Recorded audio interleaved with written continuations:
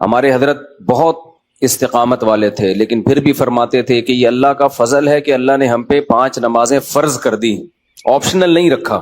Optional ہوتی نا، اختیاری ہوتی تو شاید کوئی بھی نماز نہ ہوتی ہم سے، سوچتے ہی رہتے کہ چلو 5 نمازیں پڑھنا ثواب ہے تو پرسوں سے پڑھیں گے۔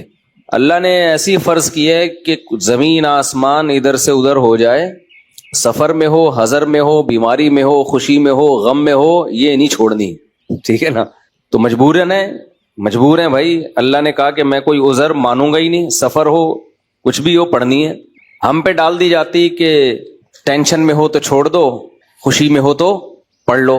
تو ہم تو یہی سوچتے رہتے ہیں بھائی ابھی تھکاوٹ ہے، آج رات دیر سے سویا ہوں تو فجر میں اٹھ گئے تو نیند پوری نہیں ہوگی، تو ایسا کریں گے 11 بجے پڑھ لیں گے، یہی سوچتے رہتے۔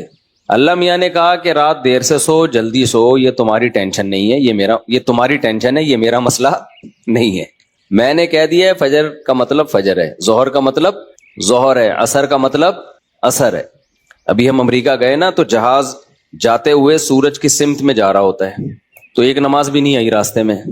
ہم نے ظہر پڑھ تو لی، لیکن نہیں بھی پڑھتے تو امریکہ پہنچ کے بھی مل جاتی، کیونکہ سورج کے ساتھ ساتھ چل رہے ہیں۔ واپسی پہ مخالف آ رہے ہیں تو ٹھکا ٹھک نمازیں آ رہی ہیں۔ اب جب ٹھکا ٹھک نماز آ رہی ہے، ایک نماز کا ٹائم، فوراً دوسری نماز، فوراً تیسری نماز، فوراً چوتھی نماز، فوراً 5ویں نماز۔ اور اللہ نے فرض نماز میں کہا ہے کہ کھڑے ہو کے پڑھو، قبلے کی طرف پڑھو۔ یہ ممکن نہیں ہے تو پھر مجبوراً بیٹھ کے پڑھو، لیکن فرض نماز پھر بعد میں لوٹانی چاہیے، کیونکہ فرض نماز اصل میں قیام بھی فرض ہے اور قبلہ رخ ہونا بھی فرض ہے۔ تو اب ہمارے ساتھ دوست تھے، انہوں نے کہا کیسے؟ میں نے کہا مجبوراً بھائی پڑھنی پڑے گی، اللہ کا حکم ہے، نماز آپ سفر میں نہیں چھوڑ سکتے۔ اللہ نے 4 کی 2 کی ہی اسی لیے ہے کہ میں نے 4 کی 2 کر دی ہیں، چھوٹی کر دی ہے اس لیے کہ چھوڑنا نہیں ہے، آدھی کر لو۔ چھوڑنے کا آپشن ہوتا تو اللہ پھر کہہ دیتا ٹینشن میں ہو تو چھوڑ دینا، نہیں تو پھر پوری پڑھ لینا، یہ کہتا نا اللہ تعالیٰ۔ اب جب نماز کا ٹائم آیا، ہم نے کہا بھائی کہ نماز پڑھنی ہے، تو وہ نماز میں جہاز میں جگہ کہاں دیتے ہیں؟ خیر ہم نے ریکویسٹ کی تو جگہ آگے، انہوں نے کہا آگے جا کے پڑھ لو۔ تو ہم نے کیا کیا، ہم نے کہا بھائی آج کل ایک ایپ آ رہی ہے جو لوگ جہازوں میں سفر کرتے ہیں، اس کا نام ہے حلال فری کر کے کچھ ہے، نام بھول گیا میں، بڑا زبردست نام ہے، آپ لوگ نوٹ کر لیں، وہ کبھی جہاز میں سفر ہو نا، حلال ٹرپ، یہ ایپ ڈاؤن لوڈ کر لیں اپنے موبائل میں۔ اور اگر ڈاؤن لوڈ نہیں ہو رہی تو ڈائریکٹ گوگل پہ بھی سرچ کی جا سکتی ہے، حلال ٹرپ گوگل پہ لکھیں تو وہ ایک ویب سائٹ آ جائے گی، وہ کھولیں، وہ آپ سے مانگے گا جہاز کے ٹائمنگ کیا ہے، کدھر سے کدھر جا رہا ہے، کیا تاریخ ہے، آپ اس میں ڈالیں گے، ٹھک کر کے وہ بتا دے گا کہ آپ کی جو گھڑی میں اس وقت ٹائم ہو رہا ہے اس کے مطابق فجر کتنے بجے، ظہر کتنے بجے، عصر کتنے بجے، مغرب کتنے بجے، عشاء کتنے بجے، اور اتنے بجے قبلہ کہاں ہوگا، اتنے بجے قبلہ جہاز میں کس سمت میں ہوگا۔ تو بڑی خاندانی ایپلیکیشن ہے، تو وہ آپ جیسے ہی ڈالیں گے ٹھک کر کے، تو ایک گھڑی آپ ایسی رکھیں جو چینج نہ ہو ٹائم اس کا۔ تو یہ خوب مسئلہ سمجھ لیں کہ جہاز میں آپ کو کھڑے ہو کر نماز پڑھنی ہے، اگر ممکن نہ ہو اجازت نہ دیں پھر مجبوراً بیٹھ کے پڑھیں، لیکن اس نماز کو لوٹا لیں۔ تو ہم نے تو کھڑے ہو کر اجازت مل گئی تھی، ہم نے کہا چلو پڑھتے ہیں۔ اس میں یہ آسانی ہے کہ ظہر اور عصر اکٹھی، لیکن کیسے اکٹھی؟ اس طرح سے اکٹھی کہ ہم نے دیکھا کہ ظہر کا ٹائم ختم ہو رہا ہے، فرض کریں 5 بجے ختم ہو رہا ہے، اور عصر کا ٹائم 5 بجے شروع ہو رہا ہے، تو ہم نے کیا کیا، وضو کر لیا، کیونکہ جہاز کے واش روم میں وضو کرنا بھی آسان کام نہیں ہے، تمیز سے وضو کیا کرو، وہاں پہ ایسا کیچڑ نہ کر دو کہ وہ بولیں نمازیوں پہ پابندی لگا دیں، اس میں وضو تمیز سے، پانی نہ گرے۔ میں تو وضو کر کے ٹیشو سے سب نیچے صاف کرتا ہوں، تاکہ کوئی نیا بندہ جائے نا، وہ یہ نہ کہے یہ مولویوں کی وجہ سے دیکھو کیچڑ کتنا ہو گیا، برا امیج نہ جائے، تو صاف ستھرا کر کے بالکل اس کو، کوئی بات نہیں، ہاتھ خراب ہو جائے گا اس کو دھو لو آرام سے، لیکن امیج اپنا خراب نہ کرو کہ یار یہ نمازی لوگ جب بھی جہاز میں آتے ہیں کیچڑ کر کے جاتے ہیں۔ ایک نے مجھے بتایا، پائلٹ نے، کہ ہم کہیں جا رہے تھے، کہیں اجتماع تھا، تو سارے نمازی بیٹھے ہوئے تھے جہاز میں، تو کہہ رہے جہاز کی حالت یہ ہو گئی تھی کہ جیسے کوئی تالاب بنا ہوا ہوتا ہے، سارے وضو کر کر کے آ رہے ہیں گیلے پاؤں کے ساتھ پورے جہاز میں، نا کہتے ہیں ایسا کیچڑ ہم نے زندگی میں کبھی نہیں دیکھا جہاز میں، تو کتنا برا امیج گیا نا۔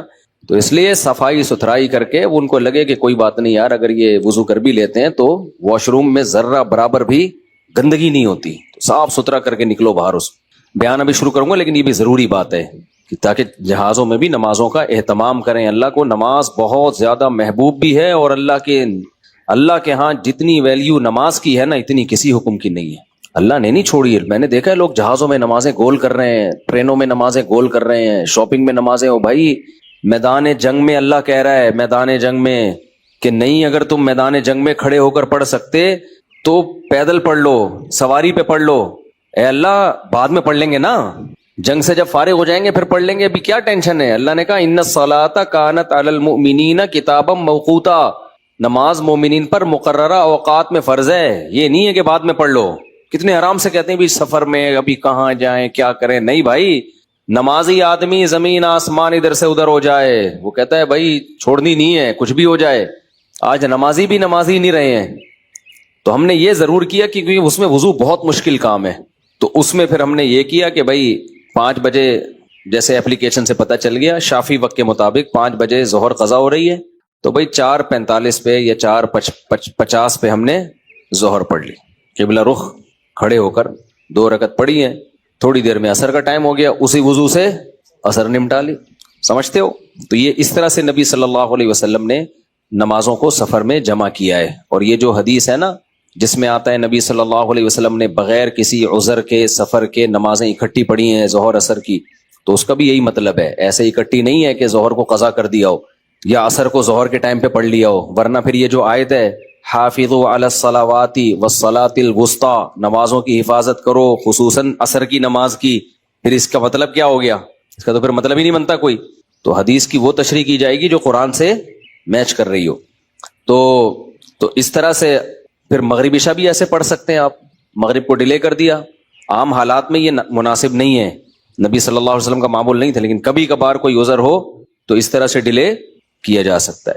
تو مغرب کو تھوڑا ڈیلے کیا عشاء کے قریب. صحیح بخاری کی حدیث ہے, اس میں حضرت عبداللہ بن عمر نے اسی طرح جمع کیا ہے کہ مغرب پڑھی تلبث یسیرن, تھوڑی دیر ٹھہرے پھر عشاء پڑھ لی. تو اس سے پتہ چلتا ہے کہ جن حدیثوں میں آتا ہے اکٹھی پڑھی ہیں تو ان کا یہ مطلب ہے جو بخاری میں بیان. خیر ابھی یہ ٹاپک نہیں ہے کیونکہ لوگ کہتے ہیں کہ یہ لوگ حدیثوں کو نہیں مانتے, حدیثوں میں تو 2 نمازیں اکٹھی پڑھنے کا ہے. ہم مانتے ہیں اکٹھی, لیکن اکٹھی کا مطلب کیا ہے؟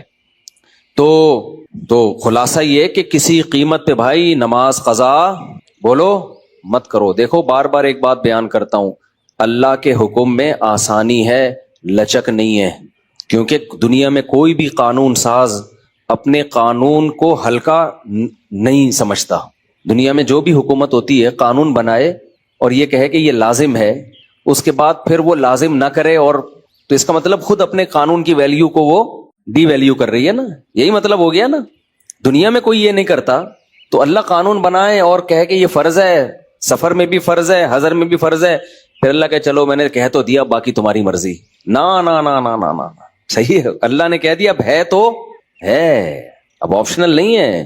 رمضان کے بار بار میں بتاتا ہوں نا, روزے میں مزدور کو بھی روزہ رکھنا پڑے گا, کتنی سخت گرمی ہو, کیونکہ اللہ نے قانون بنا دیا بھائی بیماری میں سفر میں چھوڑ سکتے ہو, اس کا مطلب تیسرا کوئی عذر نہیں ہے, رکھنا پڑے گا. تو اس لیے جو فرائض ہے نا, واجبات فرائض, اس میں اللہ کے قانون آسان ضرور ہے, لچکدار نہیں ہے. جب ہے تو ہے. اسی میں ایک اور مسئلہ آ گیا عدت کا. کسی عورت کے شوہر کا انتقال ہو جائے, اللہ نے قانون بنا دیا, آسان قانون بنایا. زمانہ جاہلیت میں بہت مشکل تھا. جب کسی عورت کے شوہر کا انتقال ہوتا تھا تو زمانہ جاہلیت میں عورت 2 سال عدت گزارتی تھی. کتنی؟ 2 سال. اور اس 2 سال میں وہ میلی کچیلی رہتی تھی. یہاں تک بھی بعض روایات میں آتا ہے اس کی جگہ کو گندا رکھا جاتا تھا, مینگنیاں لا کے ڈال دی جاتی تھی, گند میں رہے. اسلام نے اس حکم کو ختم کیا, یہ ظلم ہے عورت کے اوپر. اللہ نے حکم دیا 4 مہینے 10 دن بس, اور اس میں میلی کچیلی نہیں رہے گی, نہائے دھوئے, بس زینت اختیار نہیں کرے گی, زیور نہ پہنے, خوشبو کا استعمال نہ کرے, زینت اختیار نہ کرے, باقی نارمل رہے, گھر سے باہر نہ نکلے وہ. تو ایک صحابیہ نے نبی صلی اللہ علیہ وسلم سے اجازت چاہی کہ بھئی 4 مہینے 10 دن میں یوں کر لوں, میں فلانی جگہ چلے جاؤں. آپ نے فرمایا اللہ تعالیٰ نے تمہیں یہ آسانی دی ہے کہ وہ زمانہ جاہلیت کا حکم اللہ نے منسوخ کر دیا, اب اتنی آسانی دے دی, تو اب اس حکم کو فالو کرنا پڑے گا. اب آج کل خواتین کیا کرتی ہیں, شوہر کی ڈیتھ ہوئی, جو دیندار نہیں ہے ان کی تو بات ہی نہیں کر رہا نا, ان کی نظر میں تو عدت ودت کی کوئی 2 ٹکے کی حیثیت ہی نہیں ہے, وہ تو اس کو دقیانوسی حکام سمجھتی ہیں. لیکن جو دیندار ہیں وہ بھی بھائی, وہ ڈیتھ ہوئی, شوہر کا چہرہ دیکھنے کے لیے جا رہی ہیں ہسپتال, پھر وہ فلانے کے کام سے جانا ہے تو آج فلانے کے کام سے جانا ہے, تو آج یوں کرنا ہے, آج یہ کرنا ہے, یہ فلانے پورشن میں چلی جاتی ہوں, ماموں کے گھر جا کے عدت گزار لیتی ہوں. بھائی اللہ تعالیٰ نے جو عدت کے حکام دیے ہیں, شوہر کی ڈیتھ ہوتے ہی عورت کی عدت بولو شروع. اور عدت میں 2 کام لازمی ہیں, گھر سے نہیں نکلنا ہے, زینت اختیار نہیں کرنی.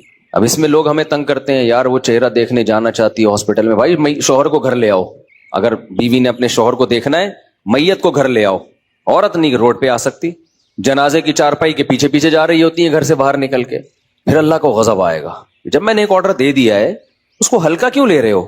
عیادت کے لیے نہیں جا سکتی وہ، سمجھ رہے کہ بھئی فلاں بیمار ہے تو چلو میں عیادت کے لیے چلی جاؤں، فلاں کی ڈیتھ ہو گئی چلو میں تعزیت کے لیے، حج ختم ہو جاتا ہے اس سے، حج کی کتنے مسئلے آتے ہیں، عورت نے حج کی درخواست دی ہوئی ہے، نام آ گیا، حج پہ جانے کی تیاری ہو گئی، شوہر کا انتقال ہو گیا، اب جس دن جانا ہے 4 مہینے تو ہو جائیں گے، 10 دن رہ جائیں گے، تو ہم کہتے ہیں بھائی 10 دن کیا 1 گھنٹہ بھی رہ گیا ہونا 4 مہینے 10 دن ہونے میں، آپ کو 1 گھنٹہ پہلے بھی نکلنے کی اجازت نہیں، بے شک حج ضائع ہو جائے کوئی بات نہیں، حج کینسل ہو جائے، کیونکہ حج کی فرضیت پہ عدت مقدم ہے، حج اگلے سال بھی ہو سکتا ہے، عدت تھوڑی ہو سکتی ہے، تو ہاں یہ اللہ نے آسانی رکھ دی ہے کہ جس عورت کا کوئی کمانے والا نہ ہو، اللہ نے لچک، جہاں شدید ضرورت تھی وہاں اللہ نے خود بخود لچک رکھ دی کہ بھوکے تو نہیں مر سکتے نا، کمانے والا کوئی نہیں ہے تو کمانے کے لیے جا سکتی ہے، مجبوری ہے بھائی کمانا، اس میں فقہاء نے بیان کیا دن میں جائے بغیر زینت اختیار کیے،